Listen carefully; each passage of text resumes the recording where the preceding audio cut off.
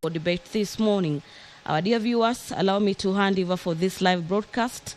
as the Deputy Speaker, Honorable Kathure Murungi, is already in the chambers. Tazame kwa neema nyingi na baraka sisi watumishi wako ambao umeridhika kutuita kwa nyadhifa za uongozi katika jamhuri hii yetu. Twakuomba utujalie tuyatende na kufikiria mambo yote yatakayofikishwa mbele yetu kwa njia ya haki na uaminifu ili kustawisha amani, ufanisi na heri ya nchi yetu na wale ambao hata umezikabidhi mikononi mwetu. Amina.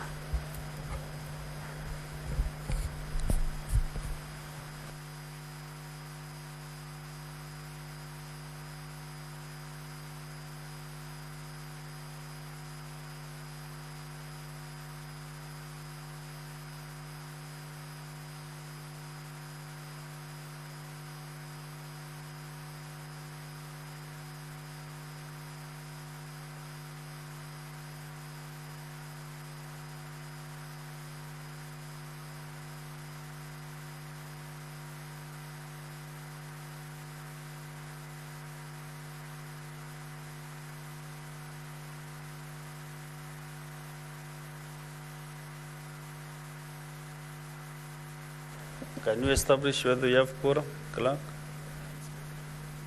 Sajita Tams, ring the column bell for 10 minutes.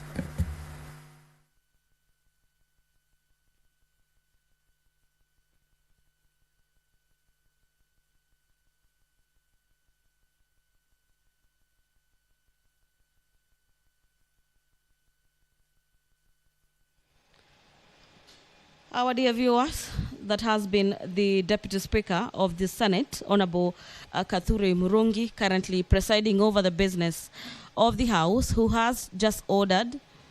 that the Sajita terms during the quorum bell for 10 minutes. This directive, guided by the House standing orders on matters quorum, is to give senators some room to make their way into the chamber this morning, to raise the number to the number of 15 senators who are the quorum to commence business at any given time when the House is sitting. So as we await for that quorum to be attained, allow me to take you through the order paper this morning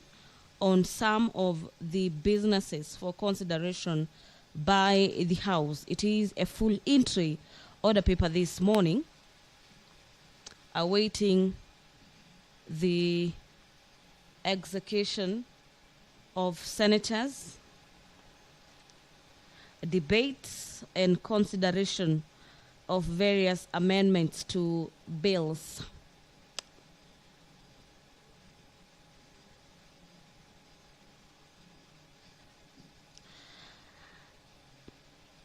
There are a number of reports in regards to Kenyan delegation that represented the Parliament of Kenya outside the country for various parliamentary sessions. Among them is a report of the 63rd and 64th session of the OACPS Parliamentary Assembly and the 43rd and the first session of ACP-EU Joint Parliamentary Assembly meetings held in Brussels, Belgium, and Luanda in Angola, respectively. This is a motion where the chair of the delegation, Honorable Kathure Murungi, will be seeking to have the Senate note the reports of the 63rd of the Organization of the African, Caribbean, and Pacific States Parliamentary Assembly and the 43rd session of the African, Caribbean, Pacific, European Union Joint Parliamentary Assembly meetings held in Brussels, Belgium between the 19th to the 28th of June. The other report pertains the 64th session of the Organization of the African, Caribbean, and Pacific States Parliamentary Assembly and the first session of the African, Caribbean, and the Pacific European Union Joint Parliamentary Assembly meetings held in Luanda in Angola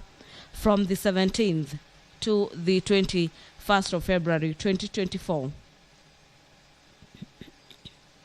Away from the motions on senatorial caucuses that represented the Senate of Kenya in various parliaments across the globe, the stoppage of funds to Isiolo County due to the failure by the governor to honor Senate summons is, according to today's order paper, motion number 22 by the Senator for Isiolo County, Senator Fatma Dulo. In the motion, the Senator has listed that aware that pursuant to Article 96 of the Constitution, the Senate represents counties and serves to protect the interest of counties and their governments, and that the Senate exercises oversight over the national revenue allocated to the county governments, and further aware that Article 124 of the Constitution establishes committees to carry out specific mandates, and that Article 125 of the Constitution gives any committee the power to summon any person to appear before it for the purposes of giving evidence and providing information. Whereas the Senate Standing Committee on Matters Health invited and later summoned the Governor for Isiolo County, Honorable Abdi Ibrahim Hassan, to respond to questions relating to, among others, the ongoing crisis in Isiolo Morgue, NHIF deductions and remittances status, and the total amount of pending bills owed to the county hospital, which invitation he has failed to honor from the 21st of May 2024, and similarly failed to honor summons on the 28th of May and the 10th of June 2024. Senator Dulo goes on to say in a motion that whereas the Governor for Isiolo County failed to appear and to honor an invitation by the County Public Investments and Special Funds Committee to respond to issues raised by the Auditor General's report on Isiolo County's Bursary Fund, the Isiolo County Emergency Fund, and the Isiolo County Youth, Women, and People with Disability Fund for the financial years ending 2019-2020 rather, 2020-2021, 2021 and 2022 on the 28th of May. And further, whereas the Governor for Isiolo County failed to honor 5 invitations, the Senator for Isiolo County seeks to have the House resolve that pursuant to Article 228, subsection 4 and 5 of the Constitution, the control of budget should not authorize any withdrawal of public funds by the county government of Isiolo until the governor has responded to issues raised in the summons to the satisfaction of senators, and that too, the National Treasury, pursuant to Articles 225 of the Constitution and Section 98 of the Public Finance Management Act, stops forthwith the transfer of funds to the county government of Isiolo.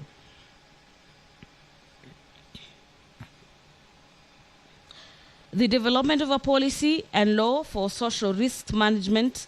in matters infrastructure development projects in Kenya is a motion by nominated Senator Catherine Muma, who has listed in a motion that aware that the Constitution has entrenched a strong Bill of Rights in Chapter 4, which recognizes human rights, including social, economic rights, and the principle of equality and non-discrimination. And whereas aware that Kenya lacks a policy for the guiding of management of these social risks in the design and implementation of its infrastructure project. And the senator in her motion is concerned that there is inadequate attention to social risks in the planning and implementation of development projects at both the national and county government levels, making them unacceptable and ending up in the rise in the cost of the taxpayer colossal sums of money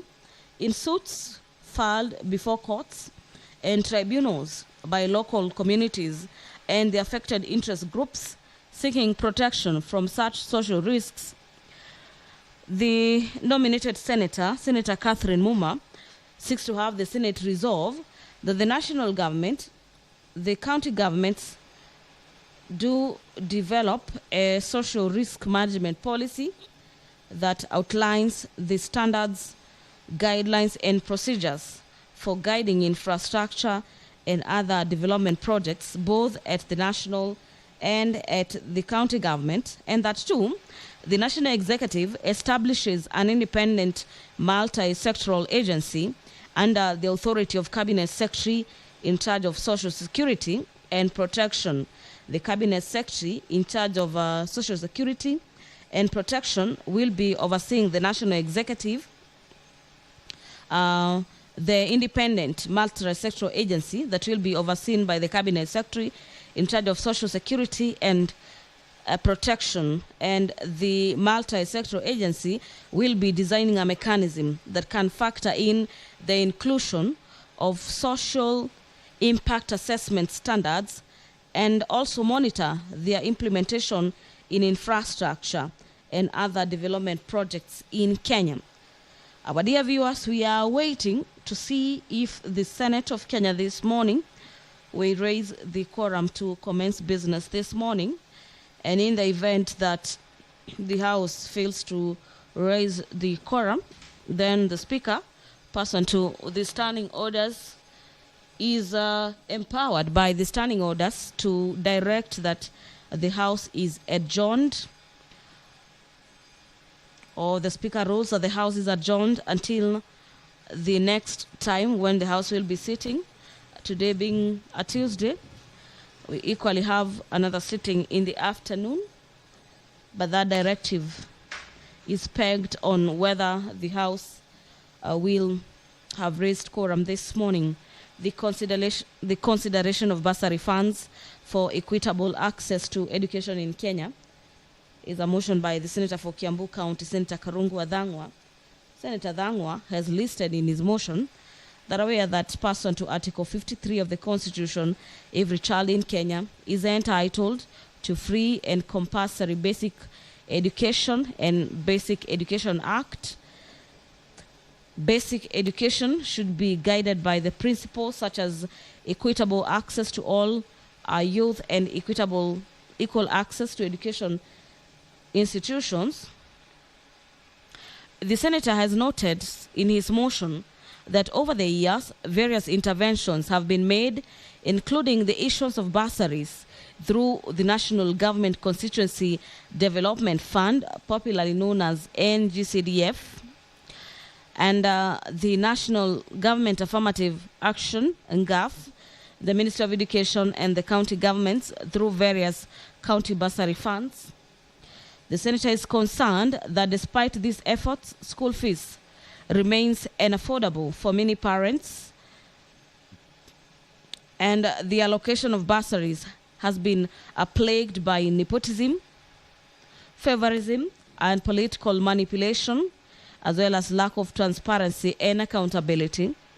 Further concerned that public learning institutions are primarily funded by the government through the Ministry of Education, and in the financial year 2024-2025, approximately 656 billion shillings were allocated to the education sector, making it difficult to ascertain the transparency in the disbursement of bursaries from various agencies, which, according to the Senator, makes it difficult to determine the total amount allocated in the financial year,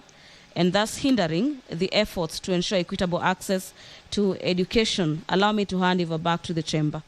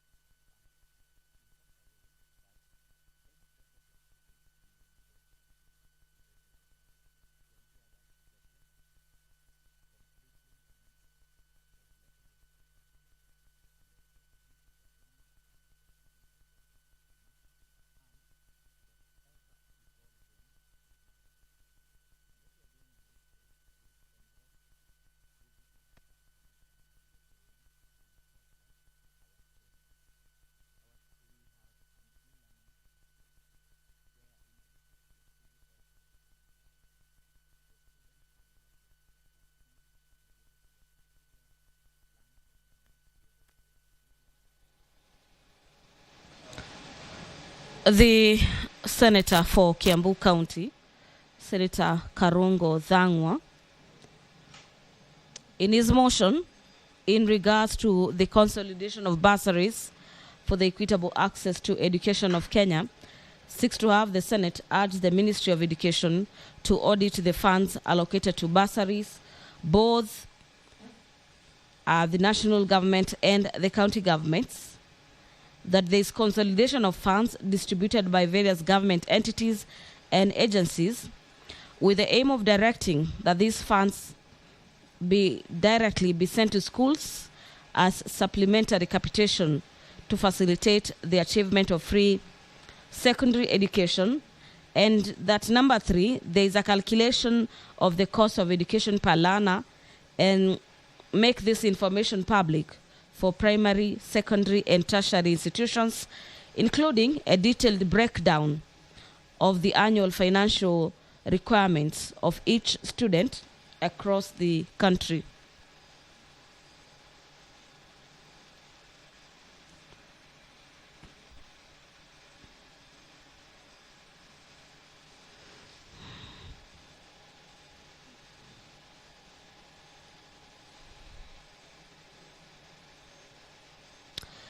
The House, away from considering the motion on consolidation of bursary funds and calculation of monies, popularly known as per capita per learner, the House is this morning set to consider the report of the 9th Interparliamentary Union Global Conference of Young Parliamentarians held in Vietnam. The other report is the 14th, the report of the 14th Ordinary Session of the Plenary Assembly and related meetings of the Forum of Parliaments of the International Conference of the Great Lakes region, held in Livingstone, Zambia, from the 15th to the 19th of April 2024.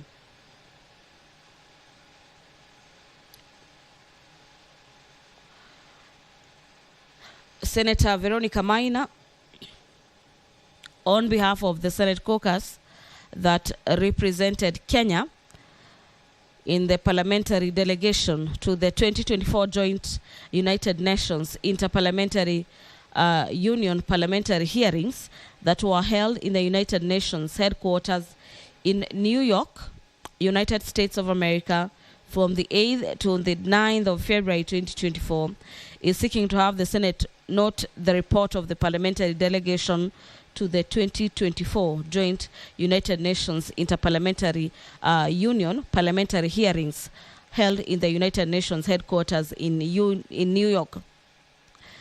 The team laid its report on the table of the House on the 17th of September 2024.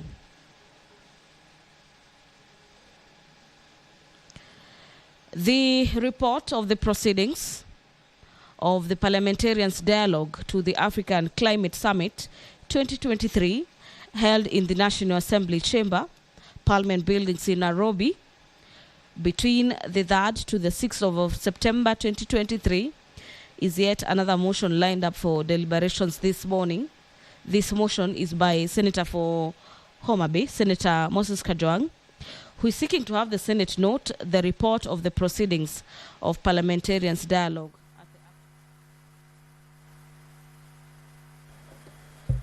Honorable Senators,